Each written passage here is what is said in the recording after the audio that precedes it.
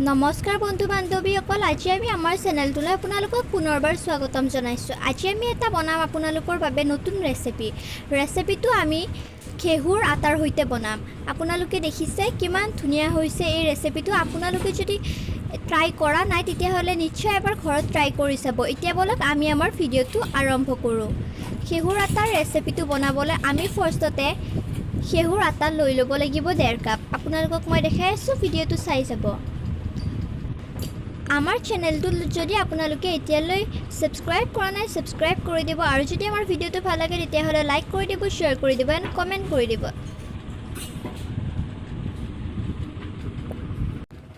ঘেঁহু আটাৰ চব্জি বনাবলৈ আমি প্ৰথমতে ঘেঁহু আটা 1.5 কাপ ল'ম। ইয়াৰ পাছত আমি ৰিফাইন তেল দি ভালদৰে আটাখিনি মঠিম। আপোনালোকে দেখিছে আমি মঠি আছোঁ। আমি মঠি আছোঁ। আপোনালোকে এনেদৰে মঠিব আপোনালোকে যাতে খুব কোমল হয়।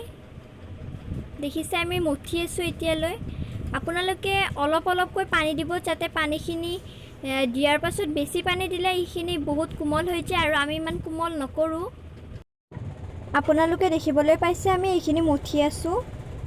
আপোনালোকেও এনেদৰে মঠি থাকিব যিমান দেৰিলৈ এইখিনি নহয়।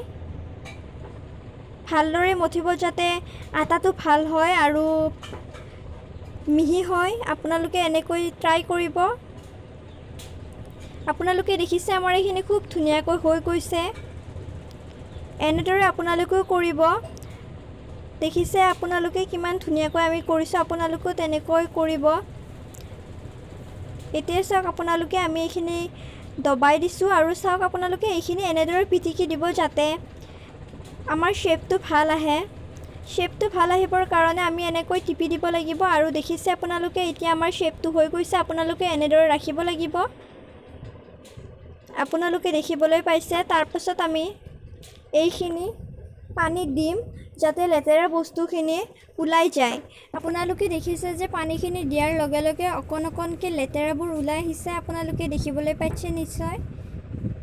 চাওক আপোনালোকে লেতেৰাবোৰ ওলাই আহিছে। আপোনালোকৰ সেয়েহে পানীখিনি দিব যাতে লেতেৰা বস্তুবোৰ ওলাই আহে। চাওক আপোনালোকে আমি আধা ঘণ্টাৰ পাছত আপোনালোকক দেখালোঁ যে চাওক ইমান লেতেৰা ওলাইছে। আপোনালোকে দেখিবলৈ পাইছে। সেয়েহে আপোনালোকে সকলোৱে পানীখিনি এনেকৈ তিয়াই থৈ দিব যাতে আটাখিনি ভাল হয়। চাওক আপোনালোকে কেনেদৰে কাটি আছে। আপোনালোকেও এনেদৰে কাটিব, লাহে লাহে কাটিব, কাৰণ এইটো খুব মিহি হৈ থাকে, সেইকাৰণে খুব জলদি কাটা নাযায়। আপোনালোকে দেখিছে মোৰ এইখিনিত অলপমান হৈ গৈছিল, মানে খুব মিহি হয়, সেইকাৰণে ওলাব দিগদাৰ হয়, কাটিব দিগদাৰ হয়।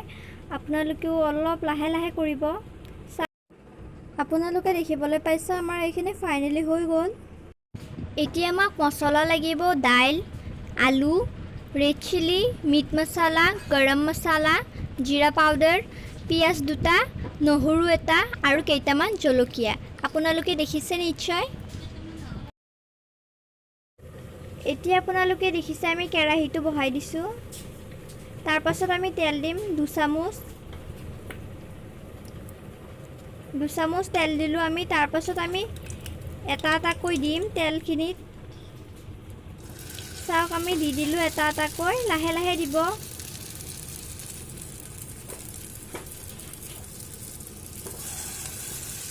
আপোনালোকে দেখিবলৈ পাইছে আমি দি আছোঁ। একেলগে 4টা দিব, যাতে বেছি দিব নালাগে, নহ'লে আপোনালোকৰ ডুৱাই যোৱা সম্ভাৱনা থাকে। আপোনালোকে দেখিছে কালাৰটো ধুনীয়া গোল্ডেন ব্ৰাউন হৈছে। আপোনালোকে তেতিয়ালৈ ৰাখি এতিয়া আপোনালোকে দেখিবলৈ পাইছে আমি তেলখিনি আকৌ এবাৰ বহাই দিছোঁ। তাৰপাছত আমি গৰম মছলা গোটা দি দিছোঁ। আপোনালোকে দেখিছে।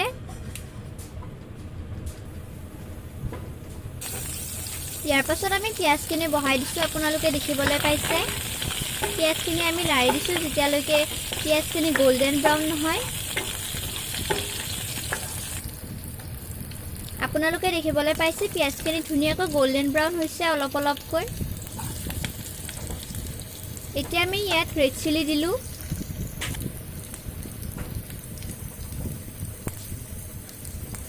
আপোনালোকে দেখিছে আমি দিছোঁ।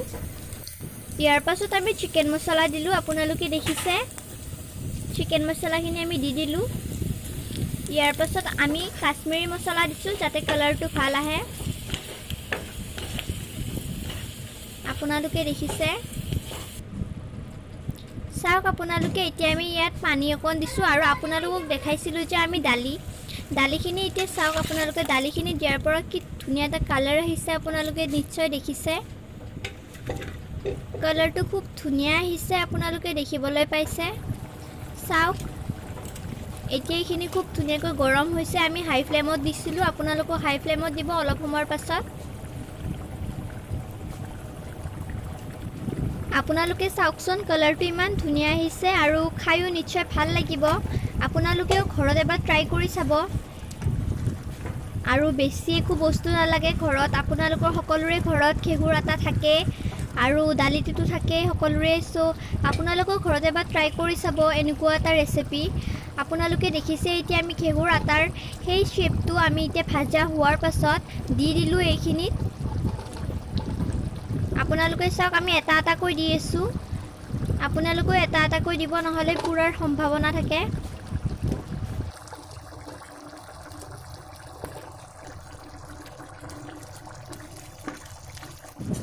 চাওকচোন কিমান ধুনীয়া লাগিছে এইবাৰ দেখাত। আপোনালোকে নিশ্চয় দেখিবলৈ পাইছে ইমান ধুনীয়া লাগিছে দেখাত। আৰু আপোনালোকে চাওক এতিয়া আমি ইয়াত ওপৰত ধনিয়াখিনি দি দিম। চাওক আমাৰ ফাইনেলি হৈ গ'ল বনোৱা, বেছি টাইমো লগা নাই। আপোনালোকেও ঘৰত এবাৰ নিশ্চয় ট্ৰাই কৰি চাব, কিমান ধুনীয়া হৈছে ৰেচিপিটো। আপোনালোকে নিশ্চয় ট্ৰাই কৰি মনৰে পদূলি নুফুলে শৰতৰ শেৱালি স্মৃতি সেউজীয়া তাহানিৰ